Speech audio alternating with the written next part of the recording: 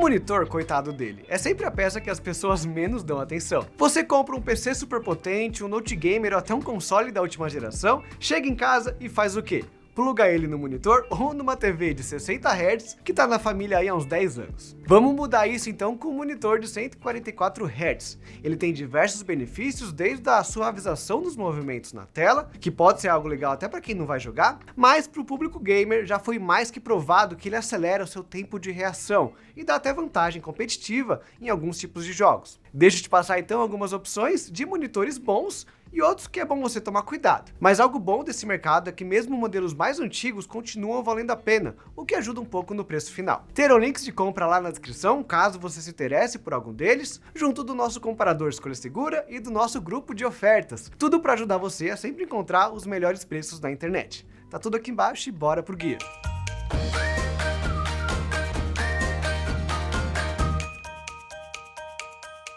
Para começar, eu queria conversar um pouco sobre os monitores mais baratos que você encontra com 144 Hz. Um deles é a marca Mancer, com o Horizon Z Pro. Esse é um monitor de 27 polegadas, um pouco maior então, com resolução Full HD, que ainda tá ok para esse tamanho. O Quad HD seria legal, mas ainda não é uma exigência igual seria para monitores maiores. Ele ainda alcança 165 Hz, mas a entrada HDMI dele é versão 1.4 e chega apenas até os 144. E nesse preço, sem chance nenhuma de incluir também um sinal com imagem HDR. Em questão de entradas, ele ainda tem o DisplayPort também, que consegue chegar aí naquela frequência máxima e uma entrada DVI por algum motivo. Na verdade, nós sabemos o motivo, mas eu já te conto. Em qualidade de imagem, as cores preenchem o padrão, 99% do sRGB ou 76% do DCI-P3. Seu painel é do tipo VA, o que significa contraste um pouco mais alto e talvez cores mais saturadas, dependendo bastante aí da configuração de fábrica, mas essa não costuma ser a preferência para os monitores. Diferente de TVs, o IPS é que sai na frente aqui,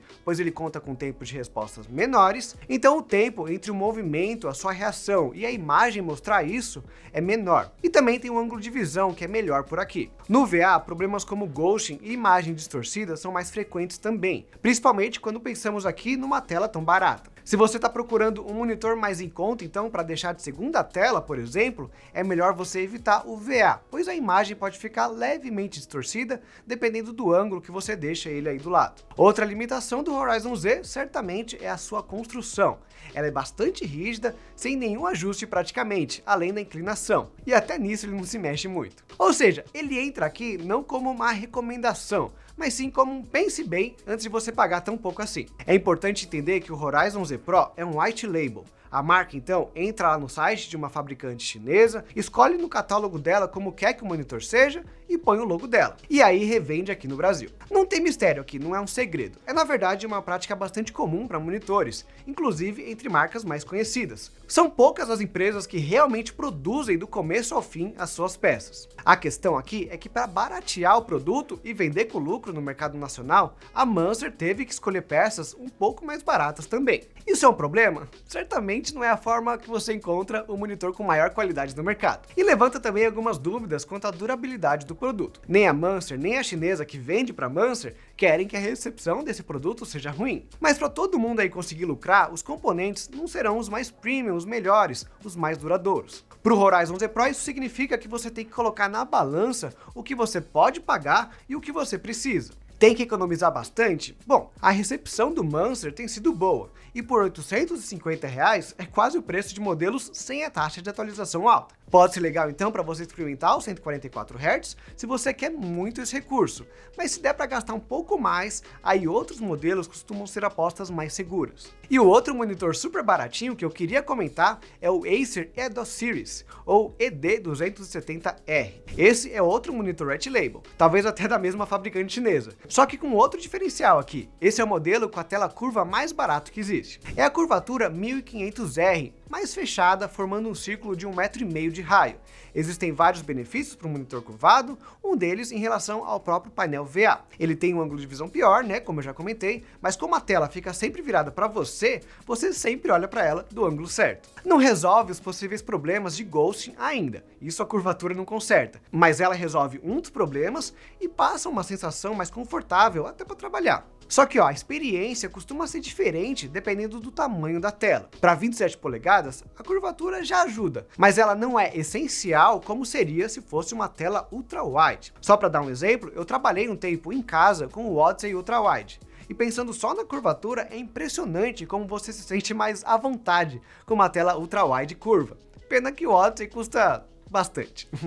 Mas esse é o ponto mesmo, uma tela curva costuma ser bem mais cara, e a Acer trouxe esse modelo bem mais em conta, que pode servir como porta de entrada para esse mundo aí do monitor curvo, para você ver se ele realmente te agrada ou não. Fora isso, ele tem muitas similaridades lá com o Mancer, são 27 polegadas, Full HD e também com taxa de atualização de 165 Hz. A HDMI é mais limitada na versão 1.4, mas ele tem o DisplayPort 1.2. O painel é VA, como eu já comentei, com 99% do sRGB e seu contraste é relativamente alto. Não é aquela imagem super legal, mas entrega o básico. A gente pode repetir aqui também tudo que eu falei daquela questão do White Label e concluir quase a mesma coisa, só que agora com preço um pouquinho maior. Você paga entre R$1.000 e R$1.200 no ED270R. Chega a ser R$500 mais barato que o próximo monitor curvo de 144 Hz, que também é um monitor simples. Mas se você dispensa essa necessidade de ser curvo, aí o ED270 fica colado no preço dos campeões de custo-benefício. Então tem que pensar bem se você precisa mesmo dela, se você quer mesmo essa experiência. E finalmente, na terceira posição, temos aqui o que muitos consideram ser o campeão do custo-benefício, o AOC Hero G2. Esse é um monitor bem antigo, mas que continua atual. Principalmente porque quando a AOC estava lá no catálogo da fabricante chinesa, ela fez uma escolha diferente da maioria dos seus concorrentes que ajudou muito essa tela, que é o painel IPS. O G2 é uma das telas desse tipo mais baratas do mercado, que você encontra com 144 Hz. Atualmente ele aparece por R$ 1.200 no tamanho de 24 polegadas ou de 1.500 a 1.600 em 27 polegadas, mas que isso aí já está muito caro. Dessa forma, a qualidade da imagem dele é superior bastante até ao que encontramos antes. Ele não entra apenas aqui com 100% do sRGB, a cobertura na verdade chega a 93% do DCI-P3, rendendo uma imagem muito mais colorida e com uma IPS mais realista também. O contraste perde um pouco de força, mas não é o suficiente para ficar ruim, e você vai olhar para essa tela aqui e para as outras que eu já comentei e vai preferir essa daqui.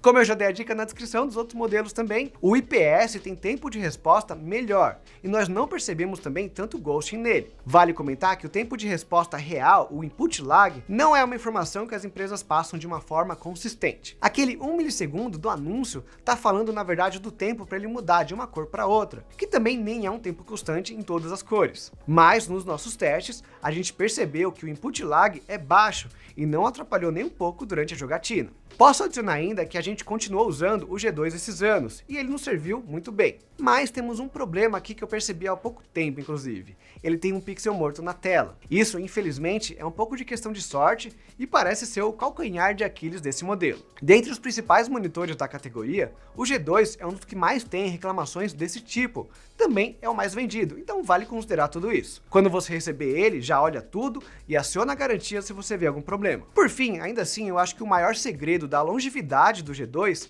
está na verdade na sua construção. Você ajusta a altura e pode girar a tela quase de qualquer jeito, inclusive para deixá-la de pé. São poucos os modelos mais baratos que trazem toda essa customização, e o ajuste é algo que você não dá atenção na hora de comprar, mas sente muita falta durante o dia a dia. Desde o seu lançamento, o Hero G2 não fica mais isolado no topo do custo-benefício, mas ele continua lá aparecendo numa promoção de vez em quando para ganhar de alguns dos seus concorrentes, que surgiram depois. Pode valer bastante a pena, principalmente se você busca um modelo de 24 polegadas. E um desses seus concorrentes é o LG Ultra Gear. Você encontra duas versões hoje no mercado, a GN e a GL, que são tão parecidas que dá pra gente juntar as duas aqui. Entre elas, a GL de 27 polegadas é quem tem o melhor custo-benefício por enquanto, aparecendo por R$ 1.350. Sua tela é o IPS, o ideal, mas em cores ele perde um pouquinho do G2 Hero. No nosso teste de cobertura foi 83 contra, lembrando, 93%. Mas qualidade de imagem não é só cor, e a compensação do Ultra Gear é que ele é o único com HDR10. Ok, não é o formato mais avançado, um Dolby Vision da vida ou HDR10 Plus, mas é o suficiente para deixar a imagem mais bonita que os concorrentes, ao trabalhar melhor o brilho e o contraste da cena. Em frequência, ele para lá em 144 Hz em todas as entradas, o que não é um problema. As telas de 165 Hz só chegam até esse ponto para chamar atenção com algo pequeno. As entradas dele ficam na traseira e a LG merece elogios aqui também pelo posicionamento delas. Elas ficam na horizontal, não na vertical, bem mais fácil de você ver e de encaixar os cabos. São duas HDMI, ambas 1.4 e um DisplayPort, nem a LG por enquanto que chegar no HDMI 2.0.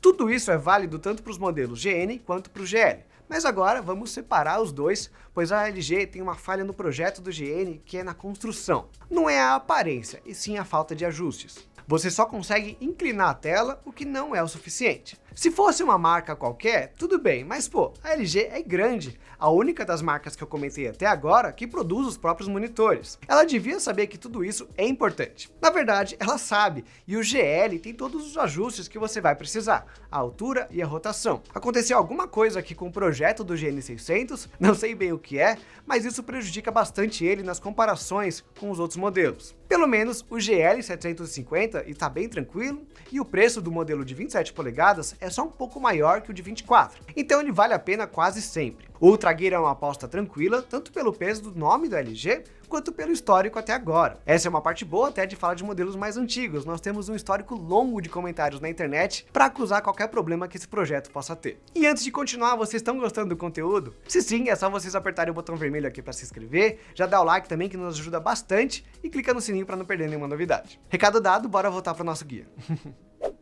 E já que falamos de uma coreana, bora falar da outra, com o Samsung Odyssey G2. Esse é um monitor bem diferente de tudo que vimos até agora, pois a Samsung prioriza fatores bem diferentes das outras marcas. E é a única dessa faixa de preço que trouxe o HDMI 2.0, ao mesmo tempo que preferiu usar uma tela VA. Foi uma escolha um pouco estranha, pois as características dele, no geral, são as piores desses três. A cobertura de cores é de 75% do DCI-P3 e o tempo de resposta de 1 milissegundo é só uma média. A Samsung, como uma fabricante de telas, tem a capacidade aqui de fazer alguns ajustes de hardware, algo que os white label não costumam fazer. E ela coloca que o tempo de resposta é de 1 milissegundo. Na prática, ele é menor mesmo que os outros modelos VA, porém em alguns casos pode gerar sim o ghosting, mesmo com todo esse esforço da Samsung por trás. Outra limitação natural do VA é o ângulo de visão. Como isso é um efeito do próprio alinhamento interno do subpixel, não tem o que a Samsung fazer para resolver isso, só mudando o alinhamento e transformando ela numa tela IPS, o que não é possível. Como compensação, a tela da Samsung tem um ótimo contraste e qualidade de imagem no geral um pouco acima da média. A empresa tem essa experiência longa com esse tipo de tela e fez esses ajustes para ter o melhor VA possível.